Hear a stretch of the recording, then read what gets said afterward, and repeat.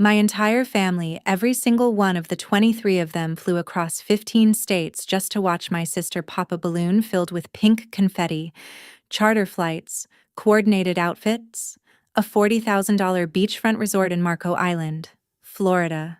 1 month later, not a single one of them drove 2 hours to attend my wedding. It's too exhausting. My mother said, "We just traveled." My father added, "Maybe next time." My sister texted, 34 days later. My phone exploded 215 missed calls, texts, and voicemails from every single one of them. They had just found out who my husband really was, and suddenly, 2 hours didn't seem far anymore. My name is Ruby Dean. I'm 31 years old, and this is the story of how I lost my family. I realized I never really had one. Before we continue, take a moment to subscribe, but only if you believe one thing: never beg for love that isn't given to you. Let me know where you're listening from and what the temperature is there right now. This is a fictional story, with some details enhanced by AI to make it more vivid, but the emotions are completely real. Now, let me tell you what really happened. A Saturday in March. The day I finally understood something I'd been ignoring my entire life. I had been auditioning for a role in a family that was never going to choose me. The Dean family lived in Westbridge, Maryland, in a 5-bedroom colonial house with a wraparound porch my mother repainted every spring. Always premium paint, always designer brands, because Elaine Dean didn't believe in cheap finishes. Our dining table seated 8, imported linen, crystal glasses, everything perfectly arranged, and every Sunday night. There was a seating order no one ever discussed, but everyone followed. My mother sat at the head. My father, Charles Dean, sat to her right, close enough to agree, far enough to disappear. My younger sister, Chloe, and her husband, Ethan Cole, sat across from each other like they were royalty. And me, I sat at the far end of the table right by the kitchen door, the one that swung open every few minutes and bumped into my chair, every single time. My mother owned a chain of boutique clothing stores across the state, Maison Elise. She called it her legacy. My father ran a small consulting firm, stable, predictable, invisible. We weren't poor, but in our house, money wasn't the priority. Image was. Chloe, 4 years younger than me, was the golden child, former state pageant winner, now a lifestyle influencer with over 60,000 followers. Perfect smile, perfect photos, perfect life. She married Ethan Cole, a real estate developer who drove a black Range Rover and talked about investment returns like it was casual conversation. They lived in a $1.3 million townhouse in Harbor Point. Everything about their life looked expensive, because it was supposed to. And then, there was me, freelance graphic designer, 1-bedroom apartment in Brookline Heights, a 2017 Honda Civic with a dent I never bothered fixing. My mother had a name for what I did. She called it Ruby's little art hobby. There's a family photo sitting on the mantle back in that house, taken 3 Christmases ago. If you look closely, you'll notice something. My face is slightly cut off at the edge of the frame, and no one ever fixed it. No one ever even mentioned it. I didn't realize it back then, but exactly 4 months later, every single person sitting at that table would be calling me, begging me, asking for something. And for the first time in my life, I was going to say no. It didn't begin with the wedding. It began with a painting. I was 14 when I entered a statewide young artist competition in Maryland. There were over 1,000 entries that year, and mine won first place. An oil landscape I had spent 4 months working on. My art teacher, Mrs. Callahan, cried when they called my name. My mother had promised she'd be there. 3rd row, she said. But when I stepped onto that stage, the entire row was empty, while I stood there holding a plaque with my name engraved in gold. My mother was across town at a boutique helping Chloe get fitted for a pageant dress. Mrs. Callahan drove me home that night. I walked in, still holding my award, and my mother barely looked up. She was adjusting Chloe's sash. "Oh, honey, I'm sorry," she said casually. "Chloe's competition is in 2 weeks. You understand?" "Right. Your little painting will still be there tomorrow." It wasn't. It was never displayed. Not in the hallway, not in the living room, not even in my bedroom. I couldn't look at it without remembering that empty row of seats. But Chloe's crown that sat in the center of the living room for years, still sparkling when I finally moved out. When I was 24, I found my painting again. It was in the garage, face down, wrapped in a trash bag, buried under boxes of Chloe's old pageant sashes. That was the moment I stopped painting. Not because I lost the skill, because I lost the audience I thought mattered. It took me years to realize I had been performing for the wrong people all along. I met David in a small coffee shop in Georgetown one October afternoon. He was reading a worn copy of Meditations. I was sketching a logo on my iPad. He asked if I was an artist. I said, "Freelance designer." He smiled. "Same thing, just with invoices." I laughed. He bought me another coffee. That day, he wore a flannel shirt, jeans, and drove a muddy pickup truck. He told me he worked in investments. I assumed he meant spreadsheets and modest accounts. We dated for 8 months before I learned the truth. And it didn't come from him. It came from my best friend. Nora, now a corporate lawyer in DC. We were at her apartment, sharing a bottle of wine, when she turned her phone toward me. "Ruby, your boyfriend is on the Forbes 30 under 40 list." I stared at the screen. David Cole, founder and CEO of Colford Capital, a private equity firm managing billions. Same man, same quiet smile. The room felt like it tilted. When I confronted him, he didn't deny it. He just told me why. "When I was 12, my dad's partner stole everything," he said. "I watched money turn people into strangers. I promised myself I'd never let that define my relationships." He looked at me calmly. I needed to know if someone would stay, even if they thought I had nothing. I stayed, and I kept his secret. Not for him, for me.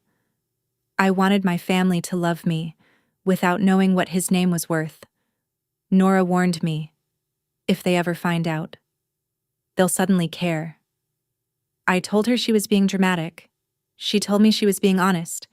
David proposed on a quiet Saturday morning. No crowd, no cameras. Just the two of us sitting on a bench overlooking the river at Great Falls. The ring was simple but stunning, a deep blue sapphire set in platinum. To anyone who understood jewelry, it was exceptional. To my family, it was just nice. That night, I posted a photo in the family group chat, his arm around me, the ring catching the light. He asked. I said yes. 14 minutes later, my mother replied, "That's nice, sweetie," then immediately followed with girls. "Have we decided on the color theme for Chloe's gender reveal?" "I'm thinking blush and gold." That was it. That was my engagement announcement. When Chloe got engaged 2 years earlier, my mother hired a photographer, threw a party for 80 guests, and posted non-stop for days. I know. I liked every single post. I sent out my wedding invitations 3 months in advance. The venue was Silver Creek Vineyard in Maryland, tucked into rolling hills. Less than 2 hours from my parents' house. I chose it because the wisteria would be in full bloom in early spring, draping over the ceremony arch like something out of a painting. And because it was close. No flights, no excuses. 6 weeks passed. Not a single RSVP came back. So I started calling. My father answered on the 3rd try. He hesitated, cleared his throat, then said, Your mom thinks it might conflict with Chloe's schedule. Her baby isn't due for 4 months. Dad. Silence. The kind I had known my entire life. I should have understood right then. But hope has a way of blinding you just enough to keep believing. Chloe's gender reveal took place at a luxury resort in Florida. There was an event planner, a balloon installation that probably cost more than my rent, a live jazz band, even drone footage capturing the moment pink confetti exploded over the ocean. My mother paid for everything. 23 family members flew in, aunts, uncles, cousins I hadn't seen in years, all dressed in coordinated blush outfits because my mother had sent out a detailed theme guide. I went too. Paid for my own flight, my own hotel, sat at a table near the back, close to the kitchen. Same seat I'd always had, just with better lighting. David came with me. Simple polo, khakis, quiet as always. No one asked him anything, except Ethan. During dessert, he leaned over and said, "So, what do you do investments?" David replied. Ethan smirked. Like day trading, David took a sip of wine. Something like that. Then Ethan turned away, already talking about himself. "I'm trying to get a meeting with one of the biggest investment firms on the East Coast," he said loudly. "If I land it, we're talking real money."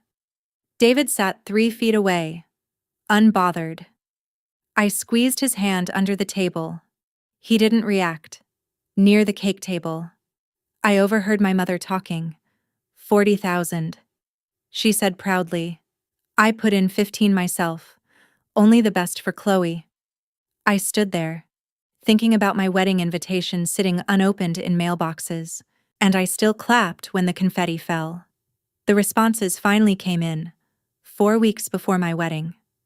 Every single one said the same thing. Decline.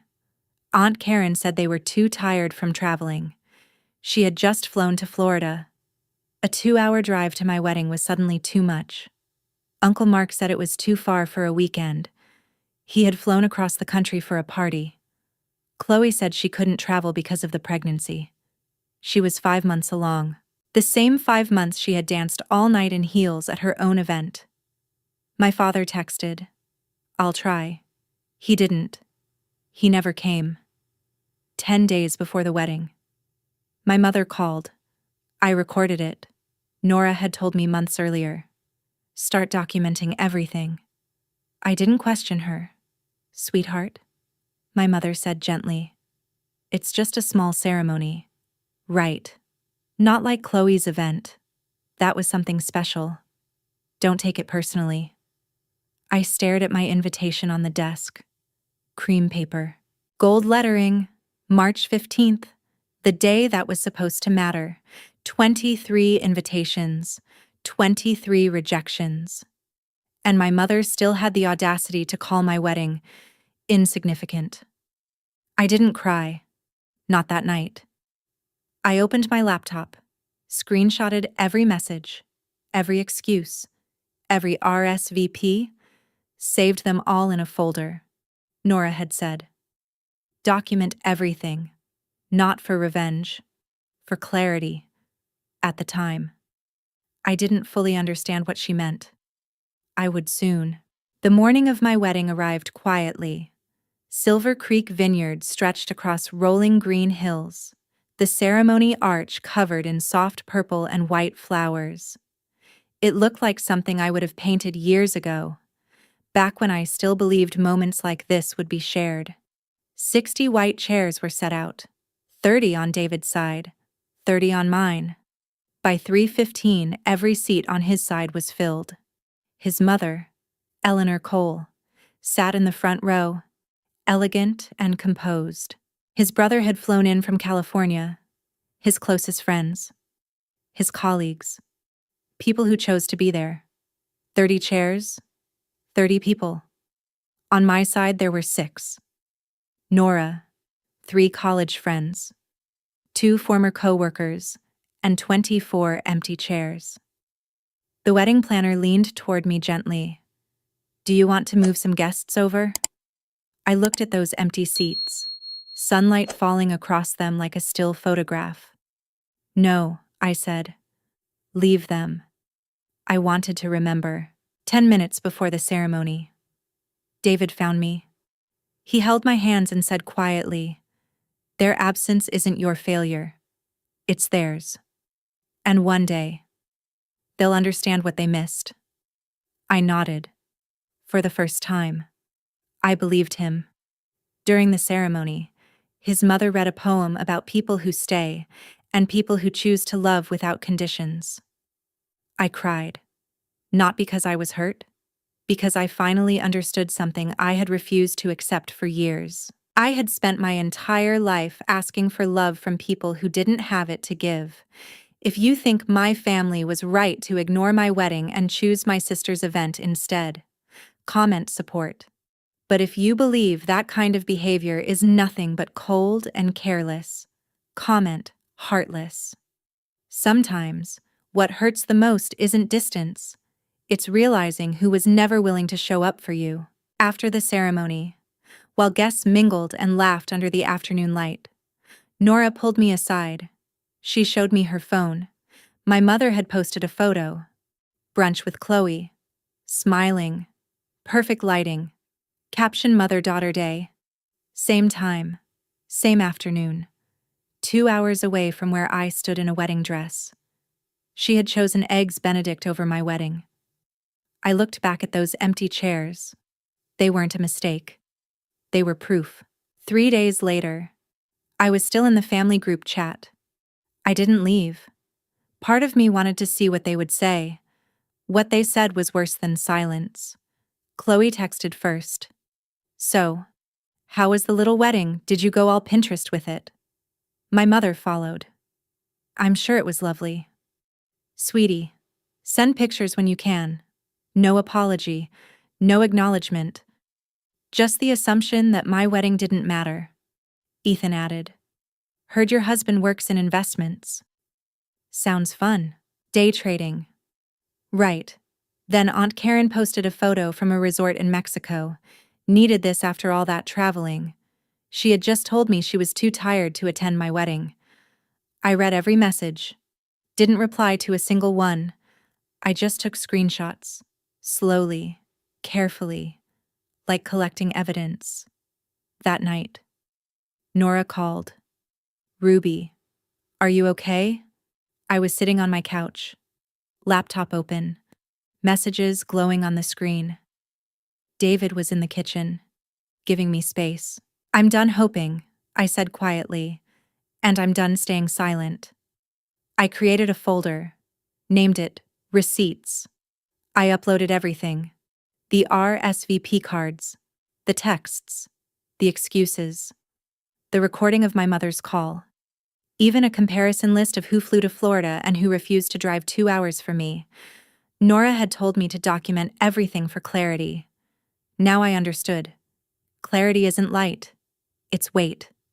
And for the first time, I was holding it. If you've ever been the one people overlook, the one whose moments get ignored while someone else gets celebrated, I see you. Your story matters too. Then everything went quiet. For 34 days. Nothing. And after that, everything changed. 2 weeks after my wedding, everything began to unravel. Not loudly, not all at once, but in quiet. Steady cracks that no one could ignore anymore. Ethan's real estate company, the one he proudly called his empire, started collapsing under its own weight. His luxury condo project on the coast was supposed to be his defining success. 42 units, rooftop pool, glossy brochures, promises of a lifestyle he could barely sustain himself. On paper, it looked perfect. In reality, it was already falling apart. The contractor pulled out after Ethan missed multiple payments. Without construction moving forward, the delays triggered penalties. Then the bank stepped in. 60 days. That was all he had. Produce millions or lose everything. That was when the panic started. He began calling investors. 12 firms in 2 weeks. 11 said no. Each rejection came back with the same concerns: inflated asset values, missing documentation, expenses that didn't match any verifiable records, hundreds of thousands of dollars that simply couldn't be explained. There was only one option left: Colford Capital, David's company. The last door still open. If I don't get this deal, we lose everything. Ethan told Chloe one night. The house, the cars, everything. For the first time, the confidence I had always seen in him was gone. At the same time, my mother's business was quietly sinking. 2 of her boutiques had lost nearly half their revenue. Rent increases were coming due. Vendors were waiting to be paid. Staff salaries were being delayed. She needed at least $200,000 just to survive the next few months. She didn't have it, and she didn't have anyone willing to help. My father wasn't doing any better. His consulting firm had just lost its biggest client, a loss he couldn't easily recover from. He didn't know yet that the client had connections tied back to David's network. Everything was beginning to collapse, not in chaos, but in a slow, inevitable chain reaction, like dominoes.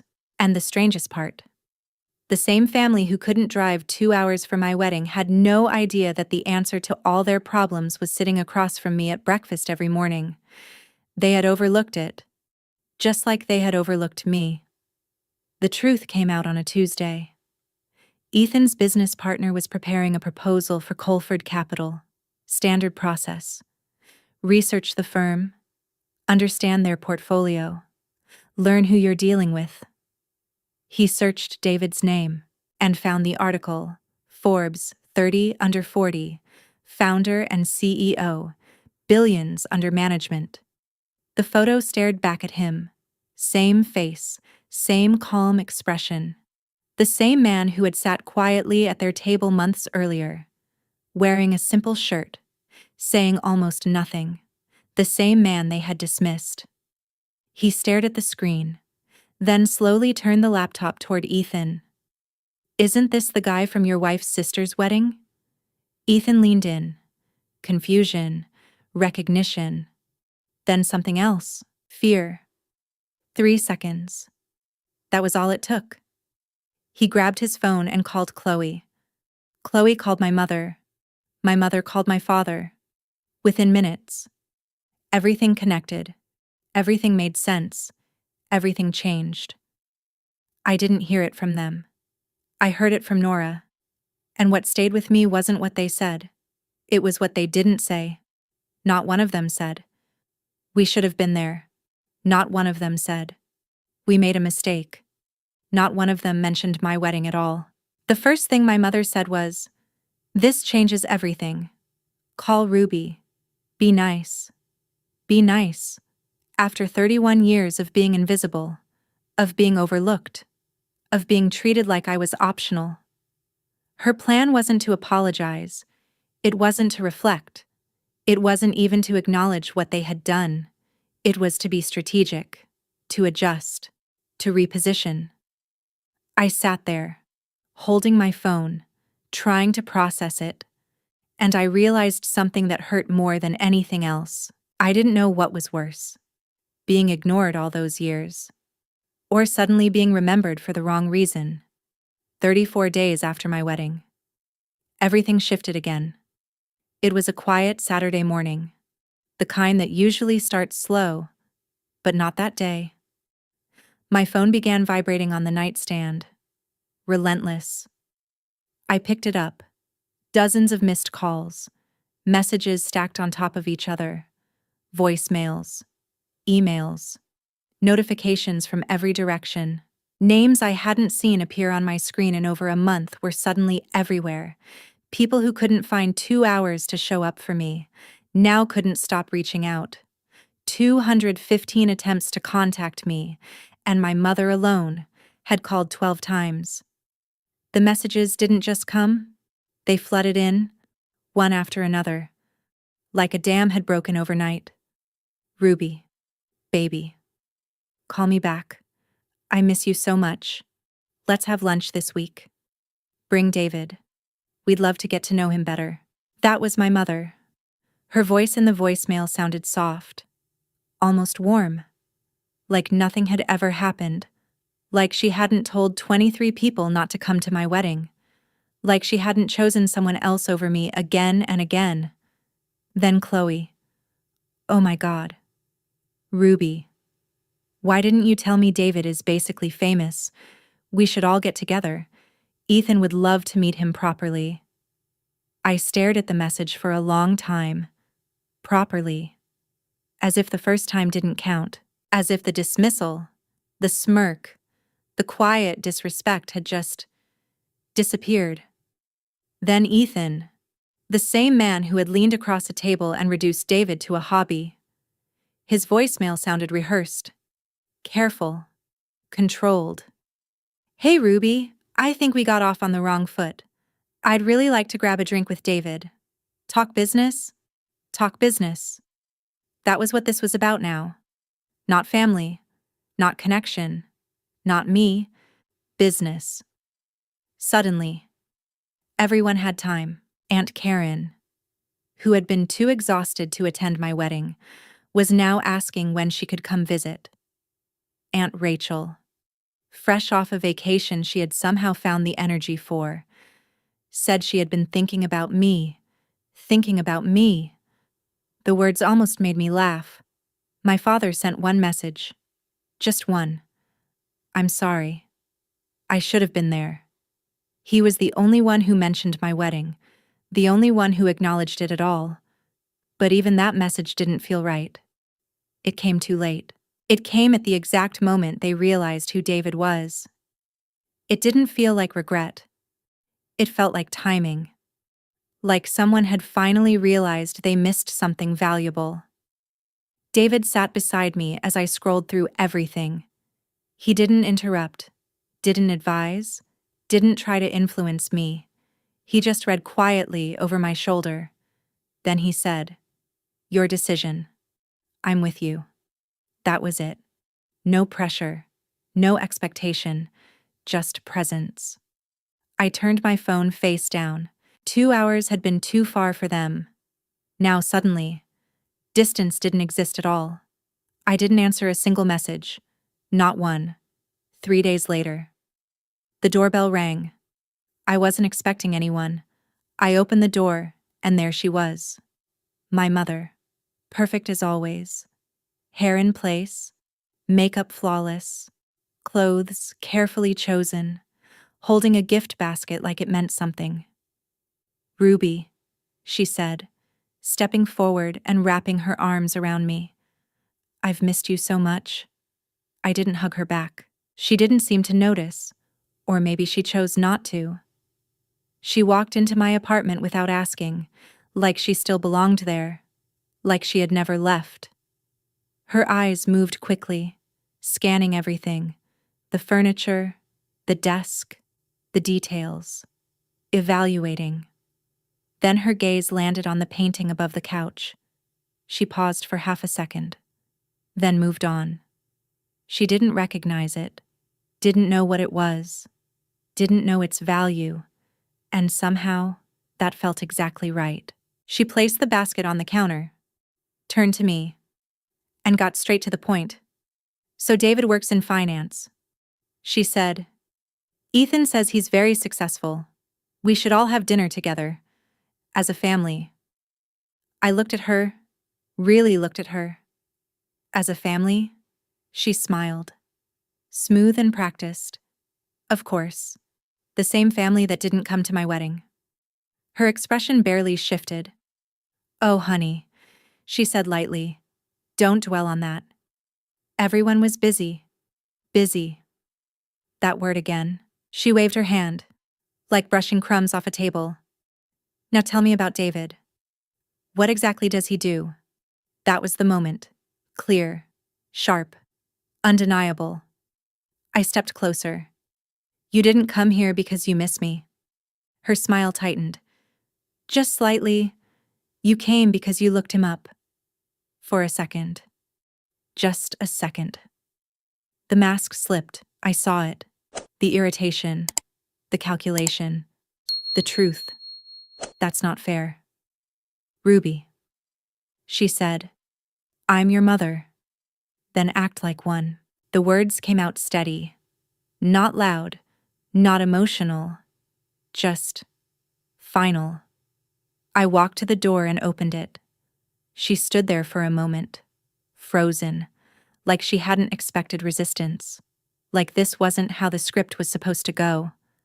Then slowly, she picked up the basket, turned, and left. I watched from the window as she walked to her car, and there, in the passenger seat, was Chloe. They had come together. Of course they had. This wasn't a visit. It was a plan. When pretending didn't work, they changed tactics. Within 48 hours, everything escalated. Every phone I had started ringing again. Calls, messages, voicemails, different numbers, unknown numbers. Relentless. Chloe called first. Her tone was sharper now. Frustrated. Accusing. Ruby, Mom is really hurt. She said, You're being selfish. She just wanted dinner. Is that so hard? Selfish? That word hit differently this time, not because it hurt, but because it didn't. I stood there, listening, thinking about all the years I had made myself smaller, more convenient, more acceptable, just to be included. And now, for the first time, I had said no, and that made me selfish. I didn't respond right away. I just let the silence stretch, because for the first time in my life, I wasn't trying to fix it. I wasn't trying to explain. I wasn't trying to make them understand. I was just done. The pressure didn't stop there. Ethan sent an email, copying Chloe like it was a business meeting. Ruby, I think there's been a misunderstanding. I'd love to discuss a potential partnership with David. This could benefit the entire family. Aunt Karen told me not to be difficult. My father texted, Just come to dinner. It will blow over. And Aunt Rachel posted online, Family is everything, tagging me so everyone could see. I blocked 8 numbers. They called from new ones. I blocked those too. They started using other people's phones. My apartment began to feel like it was under siege by people who had never once shown up when I needed them. David offered to step in. One call from him could have ended everything. I shook my head. If you handle this, they won't respect me. They'll just fear you. That's not what I want. He didn't argue. He just made dinner. We ate quietly. The kind of silence that felt safe instead of empty. They thought I was being stubborn. They had no idea I was being intentional. That night, a voicemail came in, 11:14 p.m., my mother's voice. Soft, shaking, almost unfamiliar. Ruby, I know I haven't been perfect. I know I've made mistakes. But I'm your mother. Please don't shut me out. I'm begging you. I sat on the edge of my bed and listened to it 3 times. My chest tightened. Tears slipped down before I could stop them. She sounded real. For a moment, I believed it. My thumb hovered over the call button. Part of me wanted to go back. Wanted to be that little girl again, hoping her mother would finally choose her. David stood quietly in the doorway. He didn't say anything. He didn't move. He just waited. And in that silence, I called Nora. Maybe I'm being too harsh, I said. Her voice was calm. Open the folder. Read everything again. Then decide. I opened my laptop. The screen lit up the room. I clicked on the folder labeled Receipts. And there it was. A message my mother had sent to Chloe, accidentally forwarded to the wrong chat. Don't waste your Saturday on Ruby's little ceremony. She'll be fine. She always is. That message had gone to everyone. That was why no one came. Not distance, not schedules. Her decision. I closed the laptop slowly, wiped my face, and remembered the last time I heard her cry. It wasn't for me. It was when she needed something. That was when it finally became clear. Those tears weren't about love. They were about control. If you've ever realized someone's tears weren't for you, but for what they wanted from you, you understand exactly what I felt in that moment. So tell me honestly, have you ever seen that kind of truth? Because once you see it, you can't unsee it.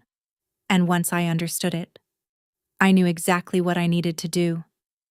The following Saturday, I sat at the kitchen table, David on my left, Nora on my right, coffee growing cold in front of us, a notebook open. I'm not trying to destroy them, I said quietly, but I'm done pretending this is okay. I looked up. If they want access to David, they go through the same process as anyone else.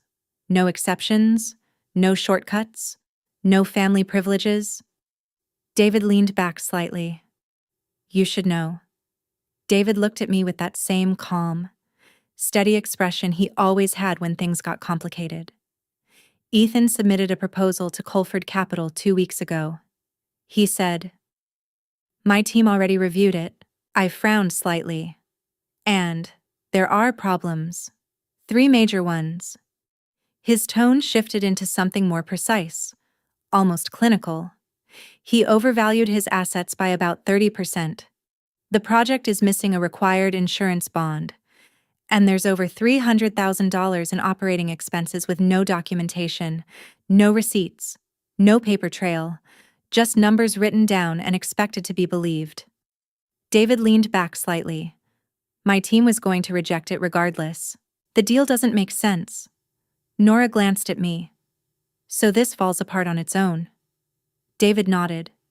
Exactly. This has nothing to do with you. It's just bad business. I sat there quietly, letting that sink in. For the first time.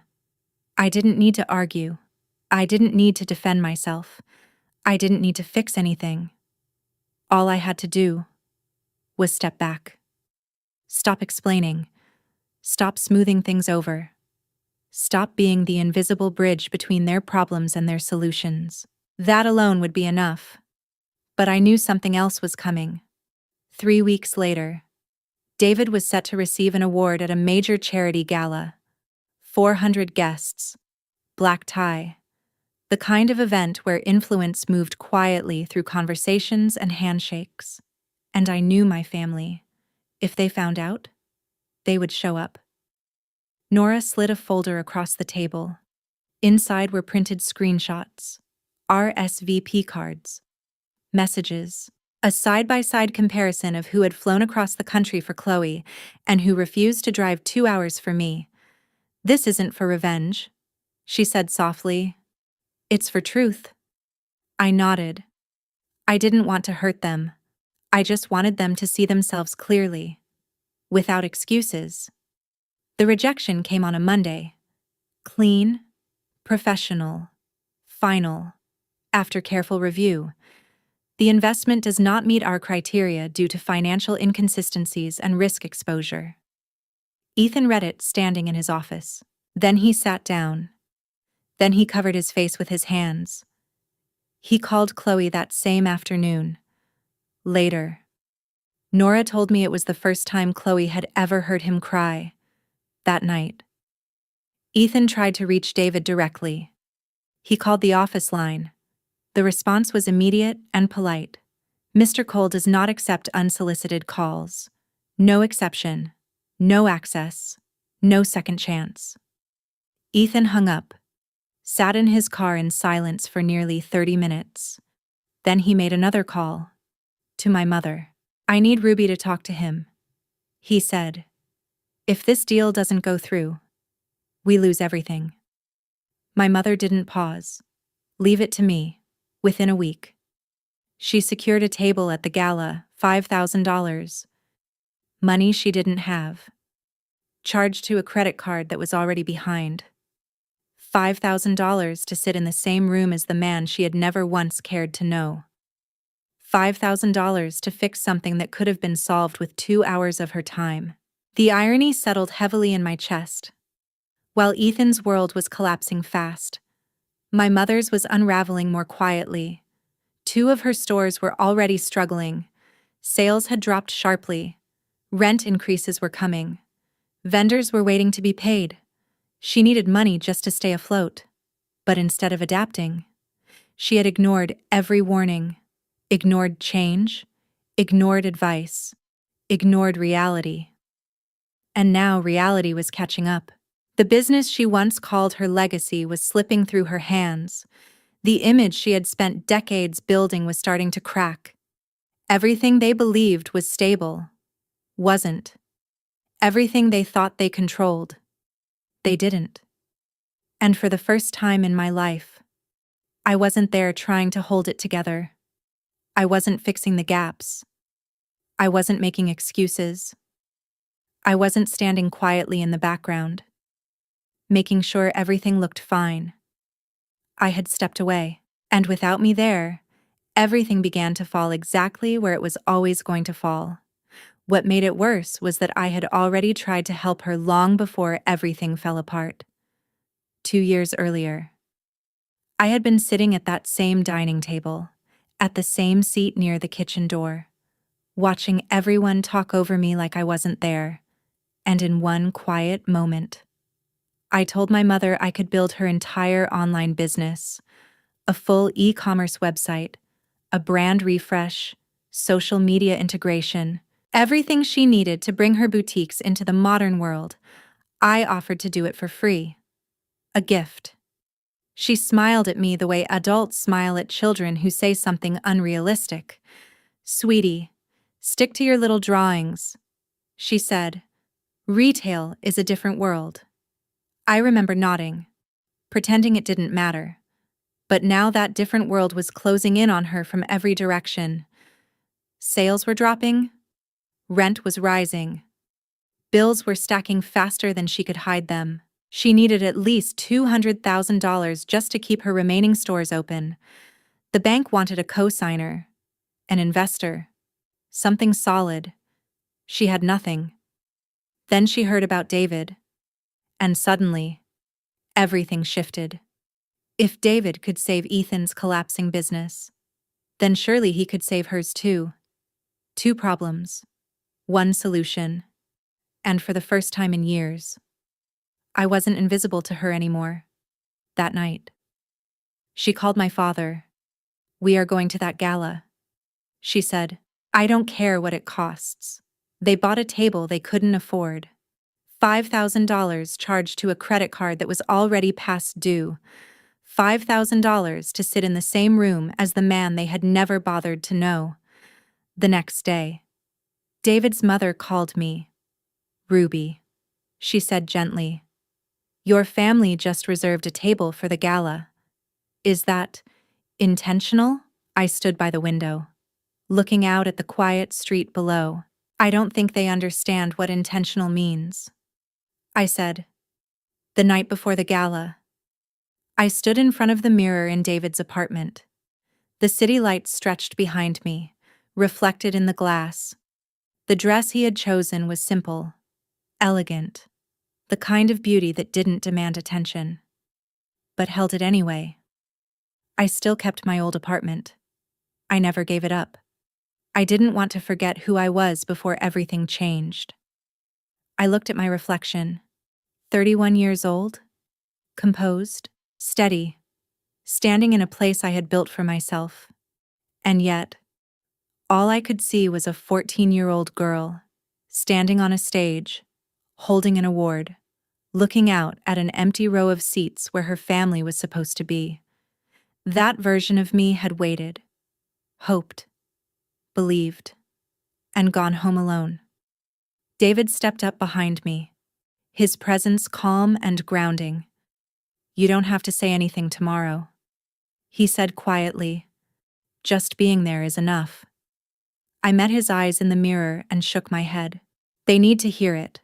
Not for revenge, not for closure, but for that girl, the one who kept showing up, even when no one showed up for her. At 9 that evening. The doorbell rang. Nora walked in carrying a slim folder. She placed it gently on the counter, just in case. She said, I opened it. Inside were printed screenshots, RSVP cards, messages, proof, a few sheets of paper. That was all. But every page carried years of being overlooked, dismissed, replaced. It wasn't heavy in my hands, but it felt heavy in everything it represented. I closed the folder slowly, looked at myself one last time. For most of my life, I had made myself smaller, quieter, easier to ignore. I adjusted my shoulders. Tomorrow, I wouldn't. The gala was held in a grand hall in Washington, the kind of place designed to impress before a single word was spoken. Tall columns, high ceilings, soft lighting that made everything feel polished and important.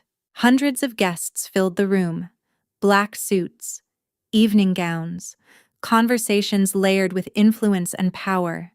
Everything about it felt elevated, controlled, intentional. And somewhere in that room, my family would be waiting. Not for me, for what I had become connected to, and for the first time in my life, I was ready to let them see exactly what they had chosen to ignore.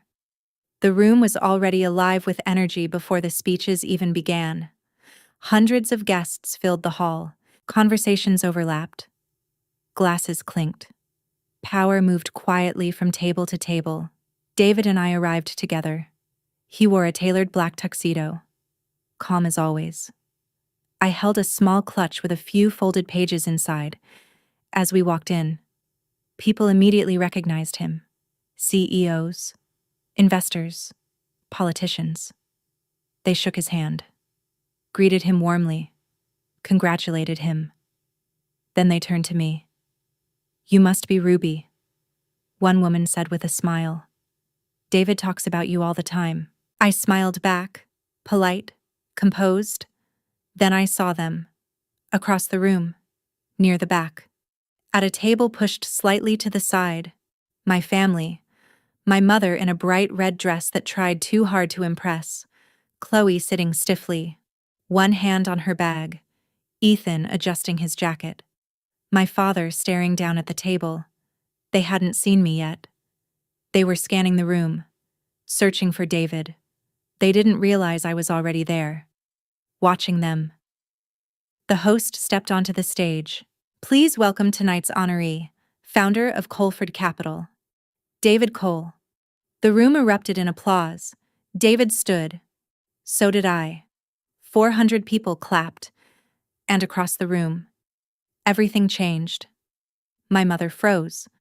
Her glass paused midair. For the first time in my life, I saw fear on her face. David spoke with quiet confidence. He didn't rush.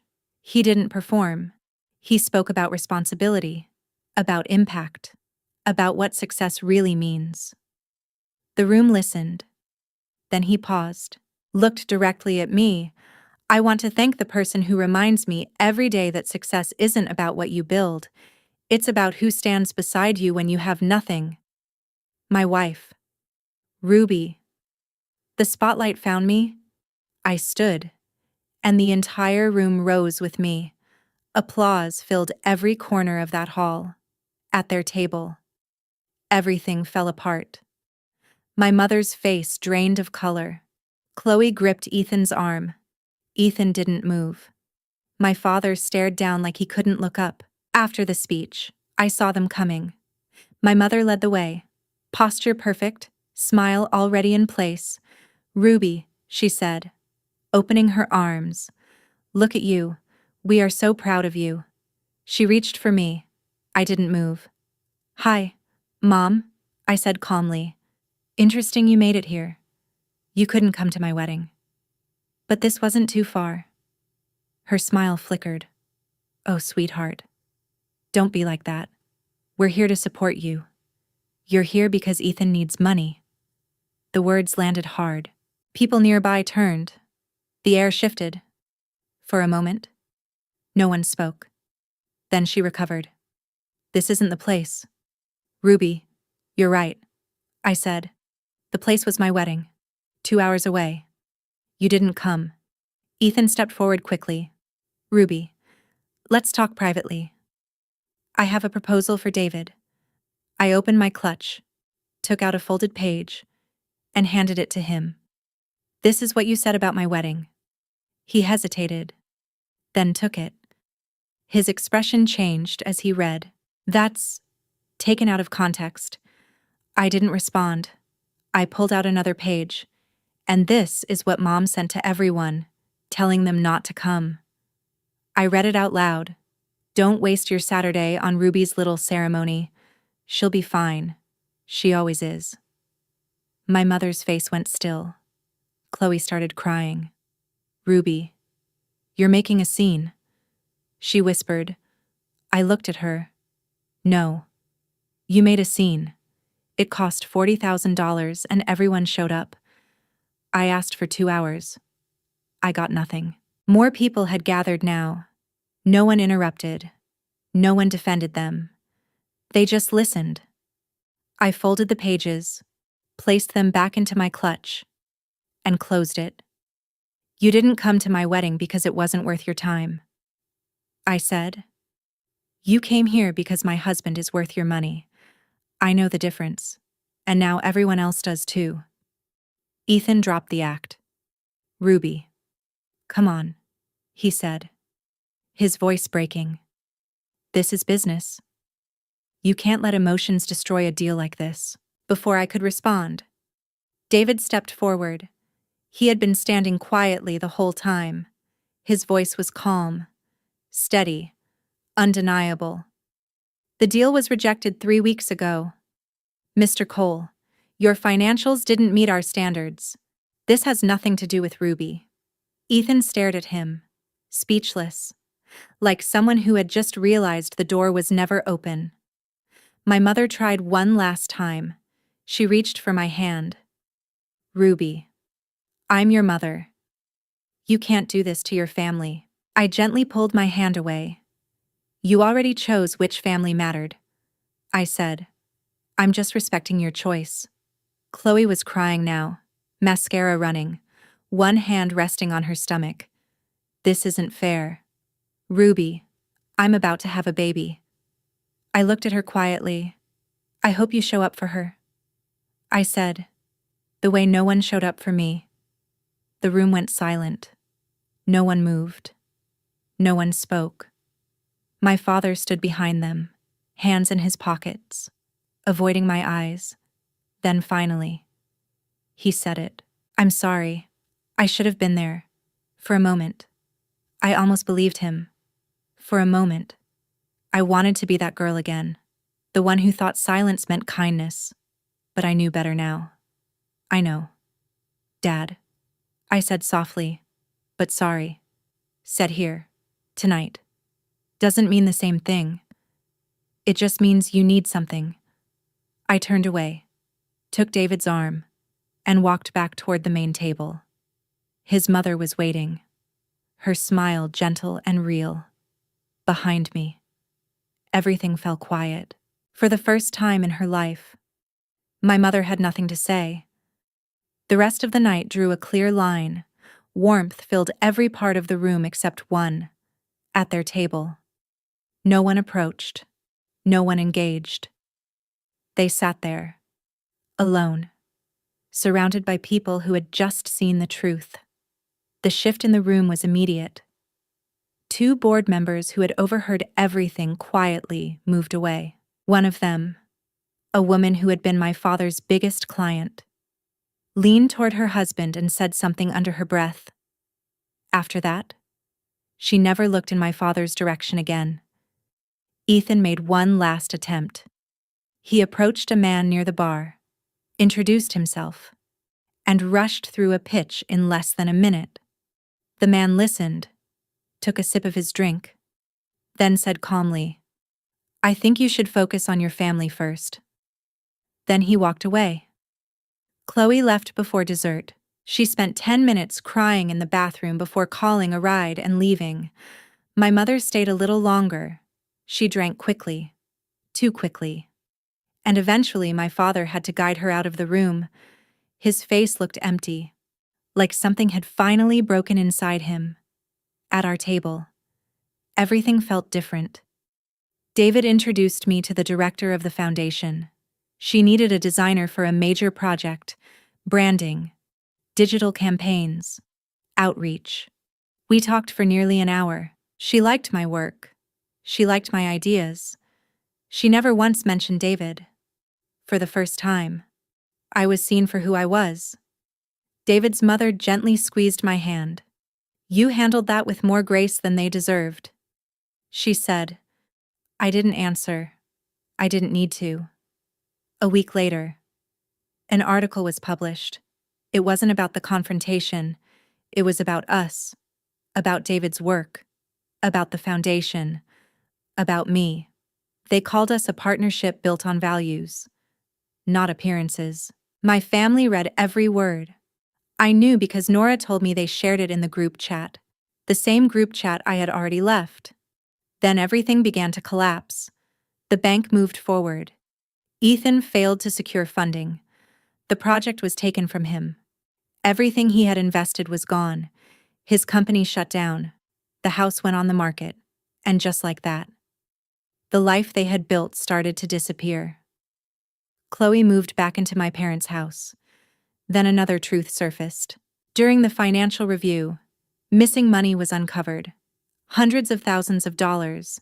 No records. No explanation. But there were patterns. Hotel stays, restaurant bills, a separate apartment.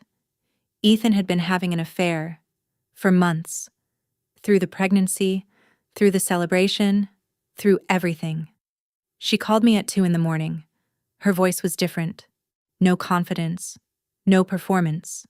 Just real. "Ruby, I didn't know. I'm sorry. Not about David. About everything. About you." I listened. I didn't interrupt. I didn't comfort her either. "I'll think about it," I said. "But not tonight." I ended the call. David was awake beside me, staring at the ceiling. That was the first honest thing Chloe had said to me in years. But honesty, once, doesn't undo a lifetime. My mother's business followed soon after. 2 stores closed within weeks. Empty shelves, dark windows, signs replaced displays. 3 locations remained. But they were barely holding on. For the first time in their lives, nothing was working the way they expected. And for the first time in mine, I wasn't there to fix it. The consequences didn't end that night. They spread quietly, in my parents' social circle. Reputation was everything, and word traveled fast. Someone who had been at the gala told someone else, then another. Soon, everyone knew. A mother who told her entire family to skip her daughter's wedding, only to show up when she discovered who the husband was. That story followed my mother everywhere. Invitations stopped coming. People stopped calling. The same circles she had spent decades building slowly closed around her. 1 week later, she was removed from a committee she had been part of for years. Another call came from my father. His biggest client ended their contract. "I need someone I can trust," she told him. He didn't argue. He couldn't. My mother tried one last time to control the narrative. She posted an old photo of me as a child. Paint on my hands, smiling, captioned with pride she had never shown me in real life. I reported the post. Then I blocked her. Nora told me later about a moment she heard from someone who worked at one of my mother's stores. Late at night, the lights still on, the store nearly empty. My mother sitting alone, surrounded by mirrors and silence, asking out loud, "When did I become this person?" But she still didn't call to apologize. She called to ask if I could get David to review her business plan. That was all I needed to know. 3 weeks after the gala, I sat at my desk, the same small desk I had always worked at, the same place where I had built everything on my own. I wrote letters, one for each of them. Nora reviewed them carefully, making sure every word was clear and final. What remained was simple. I'm not writing this out of anger. I'm writing this out of clarity. For 31 years, I waited for this family to see me. I made myself smaller, quieter, easier to ignore. It was never enough. You traveled across states for a celebration. You couldn't drive 2 hours for my wedding. You found my husband in 34 days, but you never found me in 31 years. I wish you well, but I won't be available anymore. Not for dinners, not for holidays, not for business. This isn't punishment. This is peace. I don't need you to understand. I just need you to stop knocking on a door I've finally closed. I sent each letter, tracked, confirmed, delivered. Then I changed my number, blocked every account, cut every line of access. Nora became the only way anyone could reach me, and only in emergencies. That evening, I stood on the balcony with David. The city stretched out below us, quiet and steady. I leaned into him and breathed in deeply. And for the first time in my life, I wasn't waiting for anyone to choose me. Life didn't feel empty after that. It felt quiet in a way I had never experienced before. 6 months passed, and everything settled into place. Ethan's bankruptcy was finalized. His license was revoked. His company no longer existed. Chloe filed for divorce soon after. There was nothing to divide. No assets left. No illusion left either. She gave birth to a baby girl in July. She named her Hope. She moved back in with my mother and started working a part-time job. Her first real paycheck in years. She didn't call me. She respected the boundary. But in October, Nora handed me a birthday card. Inside, Chloe had written, "I understand now. I hope one day you'll let me try again. No pressure." I read it once, then set it aside. My mother lost another store that fall. Only 2 remained. Both struggling. She sold things she once valued more than people. Her social life faded with her finances. The world she built had never been as solid as she believed. My father lost more clients, downsized everything. He sent me a letter. It didn't ask for help. It just asked if we could talk. I didn't respond, but I didn't throw it away either. As for me, everything changed. I signed a major contract with the foundation, the biggest project of my career, and I earned it myself. Not because of David, because of me. We moved to a house outside the city, quiet, open, peaceful. David kept his simple routines, and I built a studio filled with light above the fireplace. I finally hung that painting, the one I made when I was 14, the one no one ever displayed. It took 17 years, not because I forgot it, because I finally found a place worthy of it. In November, another card came, handwritten, simple, from Chloe. I named her Hope, because I want to be different. I don't expect forgiveness. I just want you to know I'm trying. Inside was a small photo, a baby with wide eyes and soft features. On the back, one sentence, "She has your eyes." I stared at it for a long time. Then I placed it gently on my desk. Not hidden, not embraced, just there. A quiet beginning, or maybe just a possibility. I placed the photo on my desk beside my laptop and left it there. I didn't call. I didn't reply. But I didn't hide it either. That night, David noticed it. He picked it up, studied the tiny face, and smiled softly. "She's beautiful." "She is." I said, "I just hope Chloe gives her what we never had. Someone who shows up." After he left the room, I sat there for a long time, thinking about what it means to forgive without reopening the door, about how boundaries aren't walls, they're doors. And this time, I was the one holding the key. Chloe might change, Maybe she already was, or maybe she wasn't. People can break open and still choose to close again. And I had learned something the hard way. You can't build your life on someone else's potential. I didn't walk away because I stopped caring. I walked away because I finally started caring about myself. Now I'm sitting on the porch, telling you this. The air is cool. The trees have turned gold and copper. The world feels quiet in the best way. There's a cup of coffee in my hand. David is inside, making dinner. The same simple recipe from the night everything changed. The night I stopped answering calls and started choosing myself.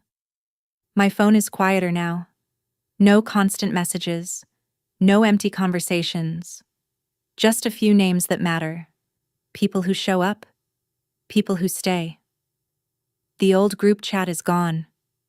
The long dinners where I felt invisible are gone. Even that empty seat at the end of the table is gone, because I finally stood up and walked away from it. My mother was right about one thing. My wedding was nothing like Chloe's. Hers was a performance. Mine was a promise. And the only people who needed to witness it were the ones who were actually there. I pick up my iPad and start sketching. The image comes naturally. A single chair in a field of wildflowers. Not empty. Just waiting. David steps outside and sits beside me. "What are you drawing?" he asks. Something I should have created a long time ago. He smiles. The sky turns darker. The evening settles in. And I realize something I wish I had understood years earlier. The opposite of love isn't hate. It's indifference. It's only showing up when it's convenient. If there's one thing I'm proud of, it's not what I said that night at the gala. It's what I felt the next morning. I looked at my phone. And for the first time in my life, I didn't feel like anything was missing. If you would have done what I did, walk away. Protect your self-worth. And stop chasing love that was never given comment like "so I know I made the right choice." But if you would choose to lower your value just to hold on to family, you can honestly write dislike. And if you're still thinking, still torn between heart and logic, write other choice, because sometimes the hardest part isn't the decision, it's learning to live with it. I didn't lose my family in one moment. I lost them slowly, in all the moments they didn't show up. And maybe that's the first lesson I learned from all of this. Love is not what people say. It's what they do. It's presence. It's effort. It's choosing someone even when it's inconvenient. For years, I thought if I tried harder, stayed quieter, made myself easier to love, they would finally see me. But the truth is, the right people don't need you to shrink in order to stay. There's a quiet kind of strength in setting boundaries. It doesn't always look dramatic. Sometimes it looks like silence, like not replying, like closing a door gently instead of slamming it. And that strength changes everything. Because once you stop chasing validation from people who never gave it, you start seeing your own value more clearly. You start building a life where you are not the afterthought, not the empty chair, but the person who decides where they belong. If you've made it this far, I really want to ask you something. Did you listen all the way to the end? Because if you did, that already says something about you. It means you care. It means you reflect. And that matters more than you think. Now, maybe stand up, stretch your body, take a deep breath, drink a glass of water, or just sit quietly for a minute without your phone. Give yourself that moment. You deserve it. And if this story meant something to you, if you saw a part of yourself in it, I'd love for you to stay connected. You can subscribe to the channel, leave a comment sharing your thoughts, or simply like and share this video with someone who might need to hear it. When you do that, you're not just supporting me. You're helping build a space where people feel seen, understood, and less alone. You matter here. Your story matters here. Thank you for listening. Truly. And I'll see you in the next story.